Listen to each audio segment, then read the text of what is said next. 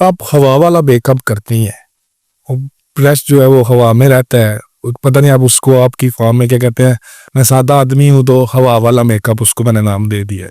कहाँ से सीखा है ये, और वो क्या चेहरे पे उसका कोई असर होता है या वो वैसे ही हिलाते रहते हैं बुरुश?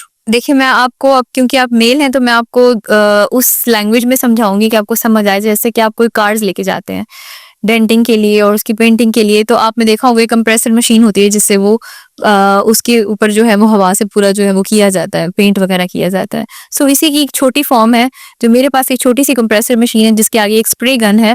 उसके थ्रू जो है मैं फाउंडेशंस वगैरह यूज़ करती हूँ। लेकिन उसकी ट्रेनिंग मेरी अमेरिका से हुई है। यहाँ पे पाकिस्तान में आई डोंट थिंक यहाँ पे कोई भी एक दो लोगों के अलावा सर्टिफाइड इस चीज़ में है।